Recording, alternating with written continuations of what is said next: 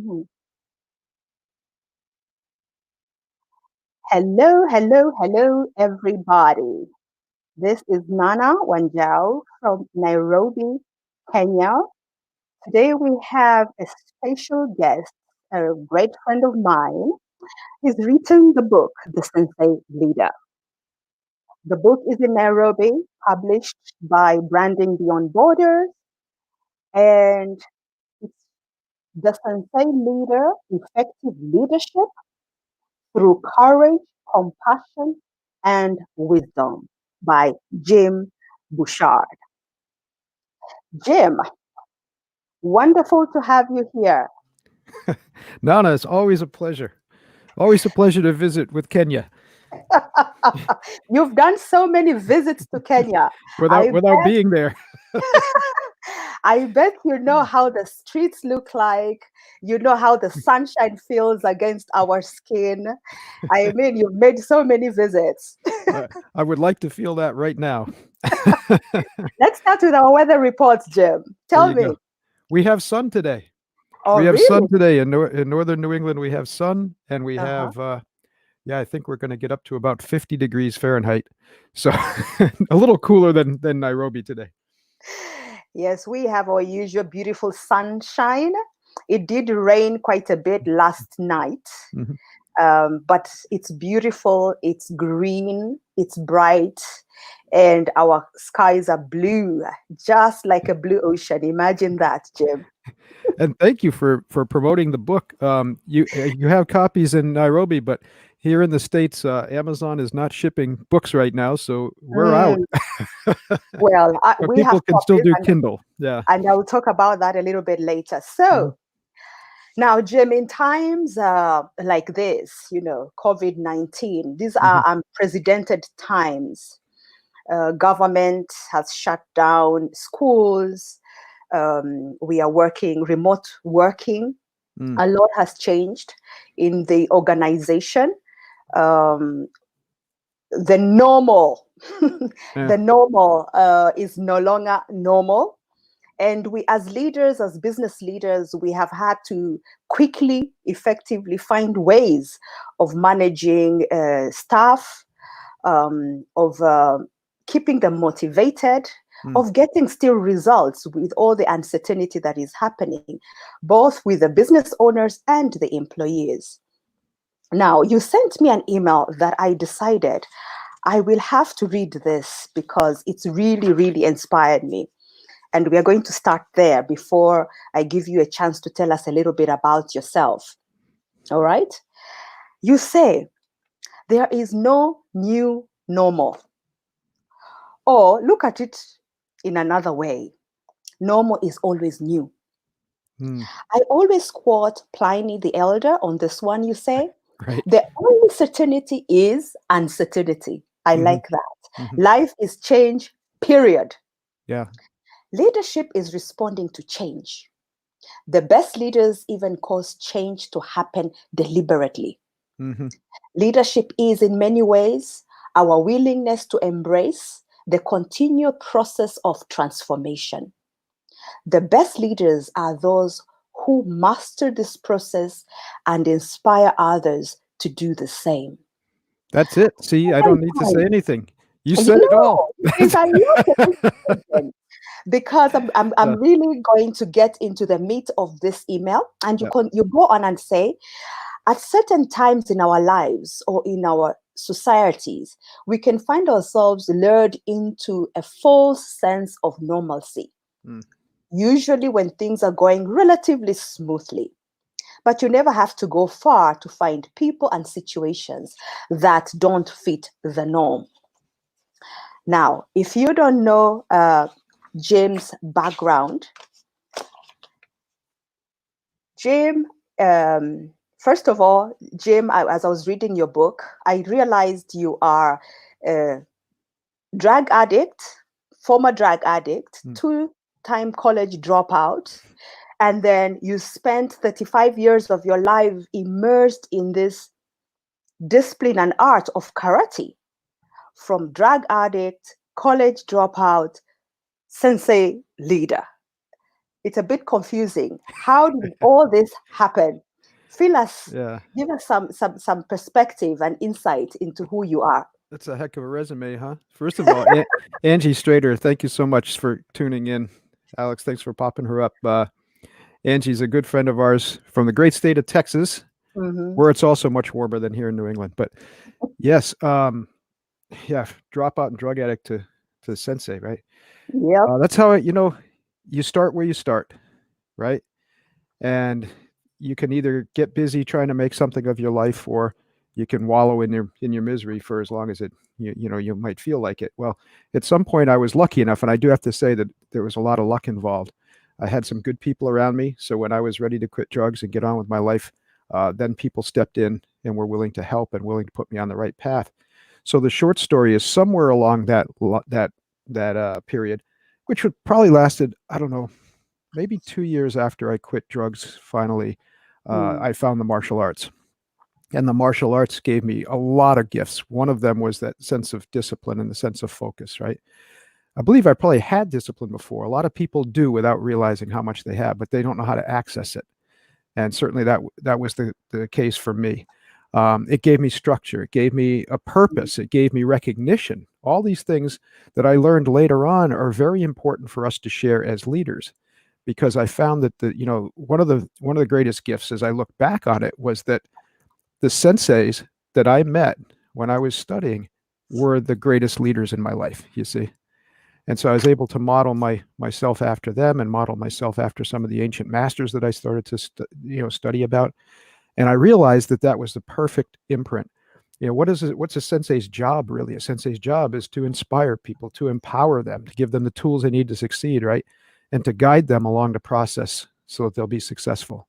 It's not Mm. to push, it's not to shove, it's not to impose will. It's to inspire, to empower, and guide. And of course, over the last about 14 years that we've been involved with translating that for for business leadership primarily, that's what we've seen. It's the same qualities that make a good leader in business, a good leader in the community. When you can inspire, you can empower, and you guide people, you're a leader. Because anyone can make you a manager, right? You can be right. Someone can make you a manager just by saying so, and sometimes Mm. for the wrong reason. Sometimes it's because someone's politically adept, or there may be nepotism involved, right? Or they just might have enough time and grade if that's the way people are promoting. But only the people you serve can make you a leader, because they trust you, right? They give you their loyalty, they give you their respect, and Mm. these things have to be earned. And so that's at the basis of all. But I'm glad you also brought up that idea that, yeah, I hate this idea of the new normal. I am disgusted with that idea. What new normal? For God's sake, I mean, as long as humans have been on the planet, right? Mm-hmm. And if I remember my history, some of which you probably shared with me earlier, um, that from the origins of the Rift Valley, when the first human beings started to populate the planet, Mm-hmm. okay, there's been nothing but change. That's Mm. what we do. That's what the universe does. So Mm. the best leaders are those who are able to be flexible and adaptable. It's one of our strategies, right? Comfortable with uncertainty, because Mm. that's what we're facing. But as you said, I wrote in that blog, sometimes when things are going smoothly, we get lulled into that false sense of security that things aren't changing, but they are. Under the surface, they're always changing, aren't they? We might not notice it. A crisis like this focuses us on the change. Yeah. And so it's a great opportunity for people to express leadership. And I'm sure we'll be talking about this. I mean, at all levels. I don't care what your title is, right? I don't care what your rank is. It's what can we each do to step up and behave as leaders, right? Mm-hmm. Mm-hmm. And you actually say something in the same blog. It takes a good catastrophe once in a while to expose our vulnerability, Mhm. to put things in perspective, Yeah. to show us once again that we are a speck of dust in the greater cosmic scheme. Isn't that a strange dichotomy? Yeah. You know what I mean? Because each of us is, and of course, when we're talking about leadership, we're talking about our importance in a lot of ways, right? Leadership is critically important. I think it's the most important human relationship. Again, that we all step up and find how we can act as leaders. All right. And we can talk about that in more detail. But at the same time, each of us is very small, right? In the Yeah. scheme of things, even as human beings on this planet. I mean, our planet is a speck of dust in the universe, Mm. right? I mean, the vastness of the universe is we can't even wrap our heads around it. Poets try to wrap their heads around it, or try to give us some glimpse or feeling of it, but it's immense. So we are vulnerable. We are at the same time strong and vulnerable. And again, the best leaders are the ones who are able to express both of those, right, with humanity. And vulnerability leads to trust. When not to come out, like you said, we need good news too. We need people to be confident. We need people to be, enthusiastic about where we can go, what opportunities we have, even in the middle of a crisis like this. But at the same time, there's nothing wrong with a leader saying, you know what, I'm worried too. I'm scared too. I don't know where this is going to go. But you know what? We're going to work together. We're going to get through it. That's the difference, right? Compared to someone go, oh my God, the sky's falling, right? That's what we don't want from a leader. Yeah. Now, Jim, let's talk about, you've just said there's a lot of, fear, anxiety at all levels. At this point, you talk, Sensei Leader, you say, is to inspire in your book, empower and guide people to their very best. These to me seem like nice words, but how do leaders actually get to inspire, empower, and guide people? Yeah. It's not as easy as just reading the words. These are action oriented. So how do we do that? The words mean nothing unless you're willing to put them to work. Absolutely nothing. I'm the first to say that. We have to develop disciplines in each of these areas. Now, take inspire, for example, because a lot of people have been asking lately, how do I inspire people? How do I keep them engaged? When we're doing the lockdown, we're working from home, we're not in the office all the time. And what I've seen is that too many people are looking for grand words to put together. They want the great speech, right? They want to be a Lumumba or a Martin Luther King. And that's not what we need right now. Okay, there are people that are capable of that. That's fine. If you're a great orator, then go ahead and use that skill by all means, right? But you don't need to do that to be inspirational. One of the greatest ways you can be two ways, really. First of all, your example. Nothing inspires people more than your example, especially when you're close to them, right? If they see you're strong, if they see you're moving forward, if they see you're taking care of business, then they'll be inspired to do the same. Now, the other thing about inspiration is, and I wish I could remember who said this, but it was a beautiful thing I heard about a year ago. The greatest gift you can give another human being is your attention. Now, we're hearing story after story now of leaders who are, all they're doing is reaching out, right? To people they might not have ever had contact with before in larger organizations, right? Just reaching out, doing Skype calls and Zoom calls and just asking people, how are you doing? How are you doing? How's your family? How can I help? How can I support you? How are you dealing with working remotely? How can I help you with that? What can we do? See, that's the type, that's inspirational. And we probably should take a step back and define it, because and I chose these words carefully. Inspire means that you're touching somebody emotionally, you see? Okay. Anybody can motivate. When we created that character, our character very well, the evil manager that we created, right? And the manager can motivate. Anybody can motivate. You motivate is very simple. You bribe people or you scare them, right? You give them incentives or you threaten them with punishment. And they'll meet expectations a lot of the time, but that's all they'll do. See, inspiration is about destroying expectations, you see? Because motivation, the root of that word itself, all right, means to give reason for action. But human beings, we don't act reasonably first. We act emotionally first, right? Emotion above rationality. So if you really want to inspire people, you've got to touch their emotions, which means you've got to reach out and connect. Now, that's the simple thing. Let's reduce it. For instance, in workshops, this is one of the disciplines that people will come up with.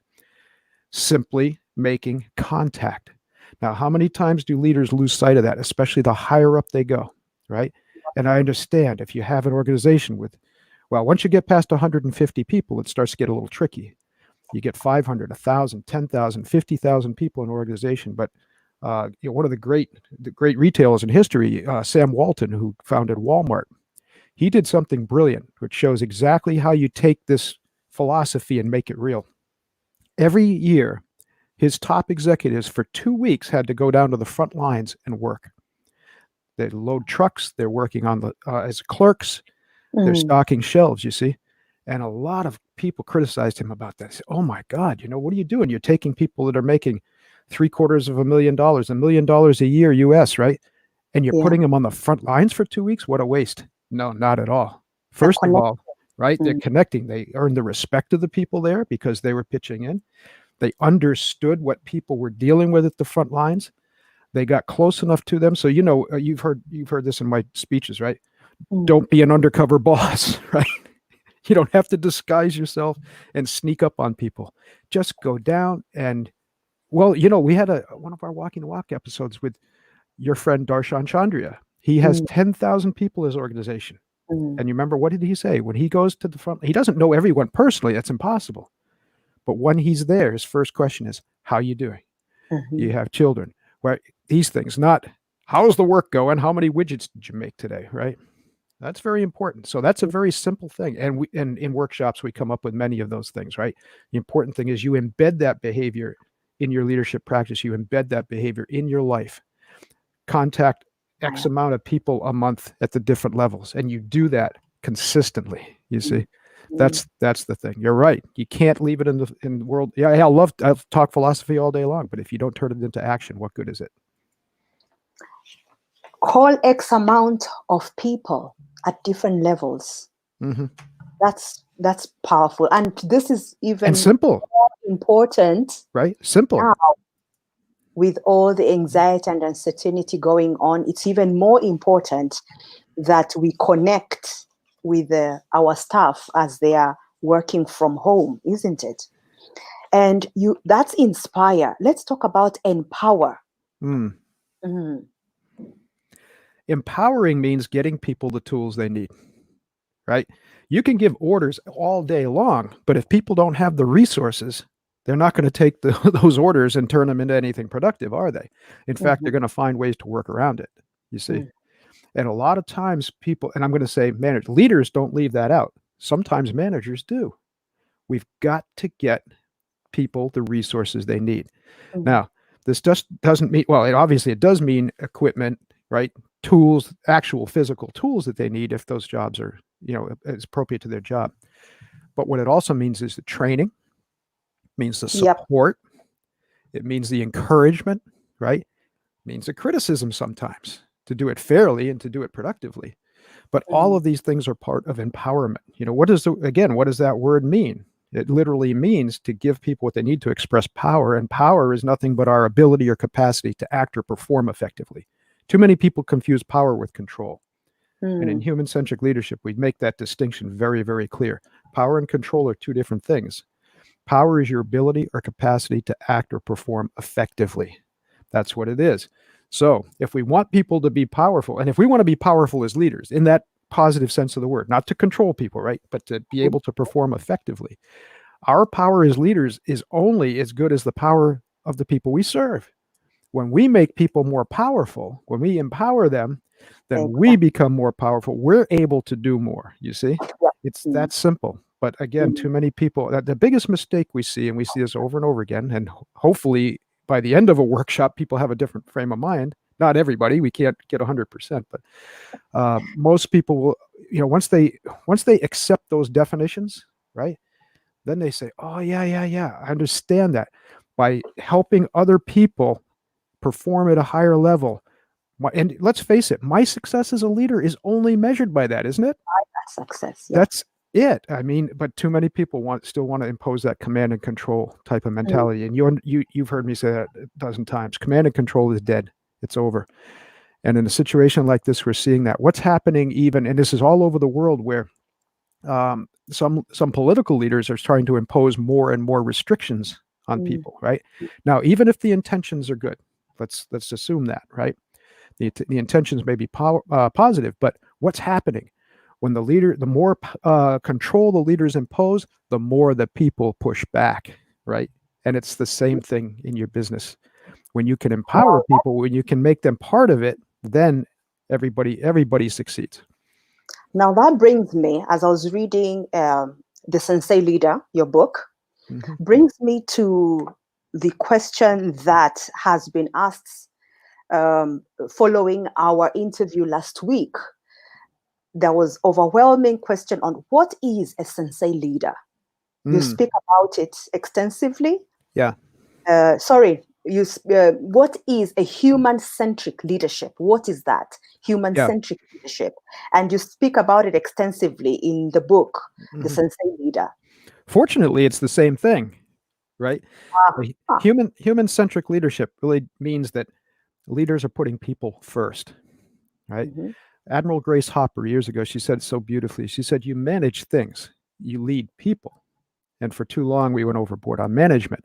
Now, don't get me wrong, management's important. Management is critical. But when we think about management, we're thinking about the systems. We can manage systems, we can manage processes, right? We can manage to some degree time, all right?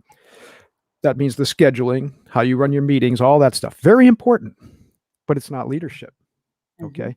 Leadership transcends that. Like I said, it's getting into people's hearts and in their minds, and inspiring people to go above and beyond what's expected of them. And that's much different. And you only do that when you focus on people. You have to understand their needs. You have to lead, like the book, the subtitle, compassion, courage, mm, and wisdom. Those are the keys to that. And again, these are not just nice words. You yep, know, I'm not the lollipops and puppy dogs kind of guy, right? These are tangible assets, and they're the most important assets you have. Okay, compassion, we've just been talking about. When you mm, show, and the research is bomb proof on this, I say this 100 times a week. People perform at their best when and only when they know their leaders care, when they know mm, their work has meaning, and when they know they have a chance to learn, to grow, and develop, right? mhm, Now, in order to accomplish that, leaders need emotional intelligence, need strong interpersonal skills, need a strong, an accurate sense of self awareness, and that's internal and external. All right. And so that's really the focus of human centric leadership. We're developing those skills: emotional intelligence, interpersonal skills, and awareness. Okay. And mhm, that's at the heart of the whole thing. And again, we're back to what we talked about a little earlier. What does a sensei do? It's just a blessing, a happy accident that I happened to have that life and was able to translate it to this one, mm, because a sensei does just that. What's a sensei? He or she, a teacher, a guide, a mentor, someone who inspires, right? Someone who leads by example. That's what sensei does. So our mission really is just to turn you into a sensei leader, right? Turn you into the sensei too, because when you can well, adopt those things, and all the most effective leaders that certainly that we work with and that I've studied have those qualities. I would be very comfortable. You're one of them. I'd be mm, very comfortable, using the term sensei to apply to you. mm. Absolutely. Thank you, Hmm. Jim. Mm. Now, a lot of people will ask, what is the return on investment? Mm, This is a lot of input yeah. from the leader. Hmm. And one might argue that I run a business. This is not a charity case. Amen. Where is the return on investment? Absolutely. Mm, And there's interesting studies done on that now. And I'd point to two books. One is Return on Character, where they went into detail about how they used a little different term, but how human centric leaders will outperform the competition by as much as 5 to 700%.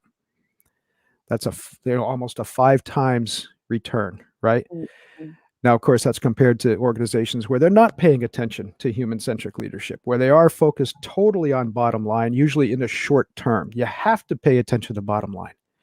But if you're constantly looking at just what's 5 feet in front of you instead of what's a mile in front of you, that's a problem.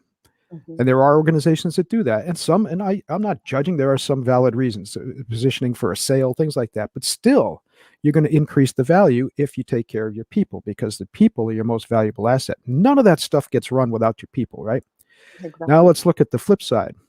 The flip side is this: what does it cost you when you don't pay attention to this, right? Mm, Now, I think the world statistic right now is that to replace an average employee costs about 15,000 US, right? mhm, The average employee, much, much higher for executives and managers. It's 2.5 times the annual salary, I believe. That's an expensive problem. What's one exactly. of the top reasons that people cite for leaving an organization?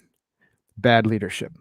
You see, leaders who don't care, leaders who are not paying attention to the needs of the people, not giving them what they need to be productive, just Mhm, issuing demands. Say, you got to meet this quota. Well, that's great. I can't meet that no, quota if you don't give me the tools, right? You don't empower me to do that. So you're losing great people. All right. And there's a horrible, not a trickle down effect, there's an explosive ripple effect from that. Because how many organizations have you been involved in? You lose one good person, one top person, and other people follow, don't they?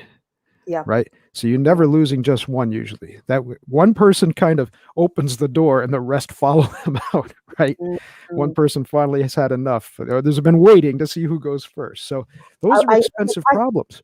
Yes, I know you touched a little bit on it earlier, but let's dive into it because this kind of ties to that leadership versus management. Yeah. Because we are used to being managed. We are used to managing people. Just dive into that a little bit more. Yeah. Well, again, it's just, and we do spend a lot of time on this in workshops, right? And hopefully we'll be doing more online as well while we're stuck at home, right? Yep. But that's one of the things that we talk about a lot. You've got to define the terms, that's all. I understand that the word management and leadership have been kind of used, they're kind of intertwined traditionally, right? We've got to untangle them. Very important, because once we isolate that, right, you always produce more when you focus, right? Okay. So while I manage things, Admiral Grace Hopper said it beautifully, you manage things. So when I'm managing, I'm going to worry about things. When I'm leading, I'm going to focus on my people. Now, it'd be nice if all managers, because that word's still used as the title, that's fine. It would be nice if all managers were also effective leaders. Not so much. We know this, right? So the more we can help managers develop in the leadership area, and that's a tricky one, because one study recently showed that only about 37% of business leaders worldwide are satisfied with their leadership development program. And we've understood why over the last few years. We've heard it directly from people in our workshops, leaders in our workshops. First thing is because while almost every LD program will talk about the nice things we're talking about, the human-centric parts, and they'll tell you how important they are, but they won't give you the disciplines like we talked about earlier. They won't give you the action steps in that area. It's weighed too heavily to the management side, even though they call it leadership development, okay? Yeah. The other major factor is focus. They try to accomplish too many things at once. And especially when I'm working with someone one-on-one, but even in workshops, I'd rather spend a whole workshop session, digging into one or two issues and coming out of there with disciplines that you can use that are going to work, than to talk about 100 that you may or may not pay attention to later on, right? I mean, how many times have we come home from a conference with a bag full of stuff, right? We heard, 20 great speeches, learned 200 things we could do. We get lost. Right? We discover 3 years later when we clean out our closet and we haven't done the first one. Yeah. Right? It's to take that one and focus on it. So especially as individual leaders, that's part of our process. Our process in coaching first is discovery. What do you need to work on? What are you interested in working on? What are you willing to work on? And then let's work on that, right, for a dedicated period of time and get some results from that. Then we can move on to the next one. And we found that that's much more powerful. So it's the focus, and again, it's thing, and that's cool because we fill kind of a niche. We don't displace any leadership programs. We work hand in glove with them. All cultures. All cultures, absolutely. And here's why. And when I first got into this, that was something, frankly, that surprised me. I kept looking for the differences. Now there are cultural differences that we need to respect. That largely has to do with communication, right? How do we communicate with people? Because for instance, on a simple level, different gestures mean different things in different cultures, right? Words mean different things, even among English-speaking nations, right? Certain words mean certain things. There are some words that sound very, very nice in the UK that have, filthy connotations other places. And like I said, gestures are important. How do we shake hands? How do we greet one another? One can be a welcoming gesture, and another culture can be an insult. But once we get past that, what do human beings need? And what do human beings want? That varies slightly, if at all, and especially in leadership. All over the world, and again, the research is very clear on this. What are people looking for in leaders? Number one, compassion, trust, stability, and hope. Those are the four big ones. And no matter where those polls are done, everywhere in the world, that's what people are looking for. So that's who we have to be as a leader. We have to provide compassion, trust, stability, hope. Mm-hmm. Oh, wow. I'm glad to, during all our interactions, we've realized that whether we are discussing women issues, whether we are Mhm. discussing leadership or business or just people, Yeah. at the core of it all, we are more alike than different, Right. isn't Hmm. it? Hmm. And what can organizations now, currently, Jim, what can they do to adopt the human-centric leadership in Oh, this space we are in right now? a big I one is know right. reached Go ahead. our we are running out of time, but let's just take on this and see what we can do. A lot of it has to do with what you just said, recognizing our humanity in one another, devising disciplines, devising action steps, embedding processes in your, because you can do this with process. We don't leave a workshop without that. Okay. Mm, To embed into your culture that helps people see the humanity in one another. And not just culturally. It's interesting because what you just said kind of triggered another thought amongst the different levels in an organization, right? mhm, Sometimes the people at the top forget that the people at the bottom are human beings. And I even hate to use the word bottom, but you understand, people on the front lines. mm, And vice versa. I can't tell you how many times in an executive session, because we do a lot of work we call SENSEI in the C-suite, our workshops for executives. And one of the things that comes up almost every time is, and I'll say it kind of as a quote, I'm working so hard for my people. I'm really doing my best, but they don't appreciate me. You see? mm, Well, mm, sometimes most of the time there's a disconnection there. The people at the front lines, we have to remember the people at the top are human beings too, and have the same, and especially now, like you said, politically, that's a big thing we have to think of. Our great political leaders, presidents, prime ministers, whatever the case may be, some Queen, right? Queen Elizabeth came out and made a speech the other day, a rare speech. mm, They're people. They're human beings, right? They have the same flaws, the same strengths, the same weaknesses, the same fears. You see, so we have to do that. So in this situation, I make sure we don't lose that. We did a bumper sticker a few years ago, and it said, "Celebrate adversity." It's mhm. your opportunity to discover the person you might not have ever imagined without it. I love that. You see. Mm, Now, other people have been asking, how do I train for something like this? Well, you're doing it, right? Those of us who have been around for a while, we've been through not exactly like this. They're all a little bit different, but we've been through this kind of crisis before. It's kind of contraction in the economy, worried about jobs, recessions, depressions, things like that, right? We've been there. And in those times, we developed the skills, the tools to face the next one a little bit better. And that's what we're going through now. And if it's your first time, excuse me, for younger leaders, just appreciate where you are and celebrate every little victory. Every time you do something that moves you one step forward, you're preparing yourself for the next one. And mhm. that's the opportunity. Excuse me. This is allergies, by the way, not corona, as far as I know. Mhm. Some Ah, tea would help. Some good Kenyan tea would help right here. yes, I'll send you Yeah. some. I think this is Kenyan tea, actually.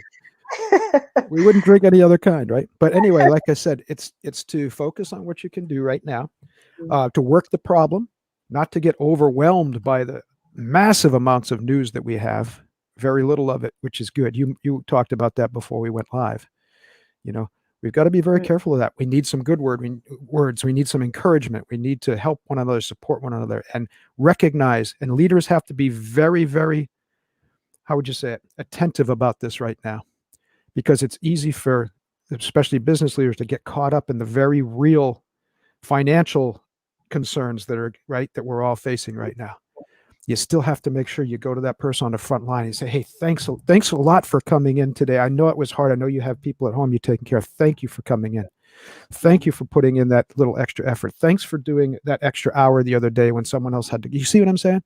yeah. These are simple things, powerful, very simple. Nothing I talk about is really complicated. Mm, I mm, don't mm. know why we don't do it more. We just we just need to be reminded. And Jim, I'm just going to close. We're going to close now as I read from your book. The fact is that times like these are also opportunities to build resilience and confidence, Mm-hmm. discover new talent and skills, develop courage and fortitude, and grow as leaders and as a people, if we are willing. It's a choice. We either get busy accepting a new normal, wherever the hell that is, or Yeah. we choose to be, and this is my favorite, flexible, adaptable, and comfortable with Mm-hmm. uncertainty. Mm-hmm. Now, Jim, there are programs that I want to make sure that we take advantage of. Tell us a little bit about the corporate membership that are available to all of us who are willing to grow in this space. Mm-hmm.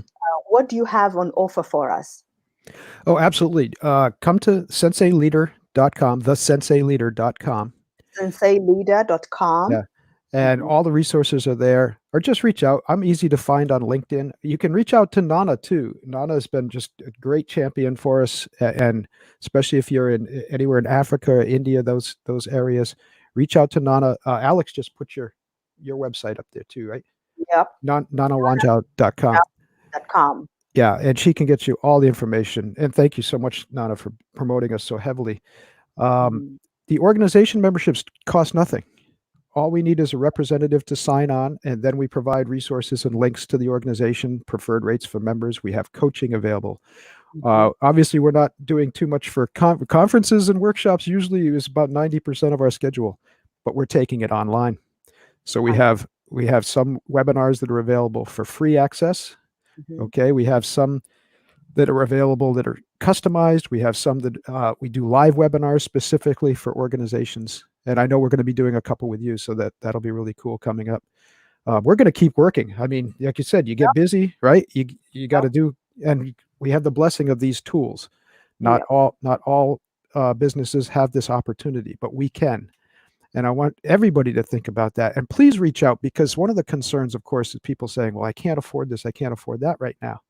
Mm. Well, look, I have to work anyway. Nana has to work anyway.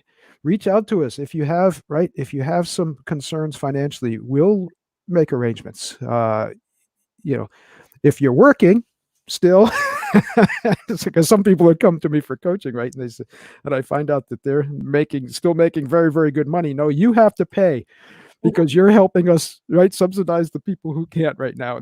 That's a good way to work together.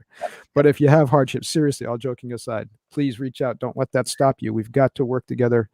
We've got to put Mm. one foot in front of the other, and we've got to get through this. And we got to bridge this, right? This is part of why, when you talked earlier, I'm so sad that we haven't physically made it to Kenya. I know we will, because it feels such a connection to you and to so many people, in Kenya and other parts of Africa. Our friend James Mensa in Ghana, and several others, Jared Andieke in Kenya, Mm. and people that have helped us for so long.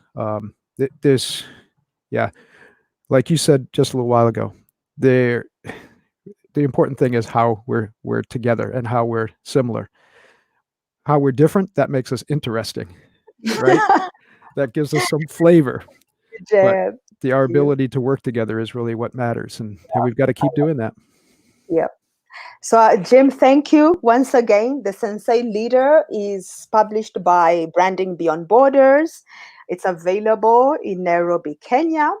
Reach out to the Sensei Leader online. I am so glad to hear that you have free membership and programs running right now. What we need to do as business people is learn, is grow, is develop ourselves during this lockdown so that we come back stronger and more equipped. This is the opportune time to actually do this. And it's great to partner with you, Jim, and we look forward to locking horns with you But again. you're All but right. you're too modest too. Branding Beyond Borders.